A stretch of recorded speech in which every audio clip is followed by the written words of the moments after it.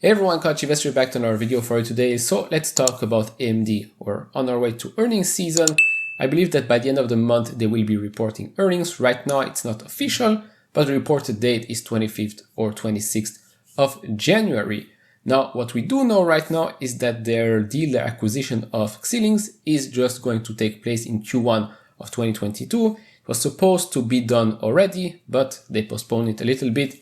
Still some regulatory matters here and there. It's a deal worth $35 billion and it's going to help them a lot, especially with the data center side of the business. If you don't know who the company is, it's the leader in field programmable gate arrays, and together they'll most likely take more market share from Intel. I'm an Intel shareholder, do not want to hear this, but those are the facts. Now, I'm going to go over a couple of upgrades that we got for AMD. I'm going to look at a couple of deals that they've announced recently and why AMD is probably going to be a huge winner in 2022. It's been an incredible year in 2020 and 2021 for the company, not just for the stock, but for the business as well. So we're going to have a look at that. And then at the end, we're going to summarize a bit how last earnings report was, and we'll end the video. So first couple of upgrades. The first one was earlier this month from Goldman Sachs. The analyst Toshiya Hari reiterated his top pick designation on AMD shares and left the stock on the firm's famous conviction list. He says, "We see significant upside to street estimates with our 2022-2023 non-GAAP EPS, excluding SBCs, estimated of $4.30, $6.47, sitting 28 and 60% above street consensus." And as far as positive catalysts are concerned, Harry sees positive earnings revisions as a key catalyst in 2022. The analyst has a $170 per share price target on AMD stock. At the time of making this video, the price sits at around $136.88. And the second upgrade we got here to a price target of $155. That's from an analyst at KeyBank, who said the chip maker was poised to benefit from robust cloud data center growth in 2022. And he actually downgraded the rival, Intel, because he sees limited catalyst on the horizon. KeyBank called AMD one of the most compelling data center growth stories given its exposure to cloud and continued market share gains, and said it was one of the most compelling server growth stories in the semiconductor industry, given its outsized exposure to cloud service providers versus enterprise. And as for Intel, the reason why they actually downgraded the stock is because of this. So KeyBank said it has been encouraged by recent actions by management, but some of the chip makers' initiatives, such as IDM 2.0 and IFS, quote, "we believe will take longer than we had originally anticipated to yield proof points." So there you have it, two upgrades, two positive outlooks for AMD, not just for 2022, but for 2023 as well, and one downgrade for one of its rivals, which obviously for an AMD shareholder, that's very nice to hear. Now, before I go and look at all the partnerships, all the deals that they've made, some very big companies out there, I want to thank The Motley Fool for sponsoring this video. The Motley Fool is a company that provides investing insight and stock recommendations for investors of all skill sets and risk levels. You all know how much I love researching new stocks and trying to find the next best investment. So I'm proud to partner with The Motley Fool to bring you 10 free stock picks from their popular product, Stock Advisor.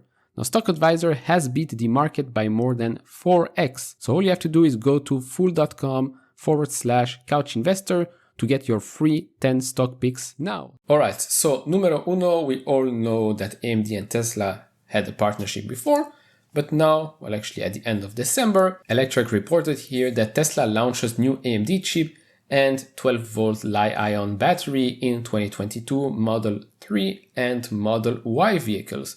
You can see here a comparison. This presumably takes 4 seconds, and with the old Intel Atom, it takes 16 seconds. Good partnership number 2, and that's with Meta Platforms, Facebook. So they will use AMD chips to power the metaverse. So when this was reported, AMD said Monday that Facebook parent company plans to use its EPYC chips to help power its data centers, because obviously you will need a lot of those, especially if you go into virtual world, where else will you store all of it? I continue by mentioning a couple of points here. McNamara, which is AMD server's business head, said here that Facebook is definitely very detailed, very engineering focused. What we developed was just really optimizing power consumption and performance. Also mentioned that Meta is often more interested in ensuring that its data centers and technology are more open because of its mission to connect everyone on the planet. Now, if you remember, Meta finance chief David Wenner, I don't know if I pronounced his name right, but let's go with that, has said the company has plans for $29 billion to $34 billion in capital spending next year. That's up from an estimated $19 billion in 2021. Same guy, I'm not gonna mention his family name again, has said that the company's data centers, servers, and network infrastructure are among the things that drive its spending plans. And last one, this was announced on January 12th.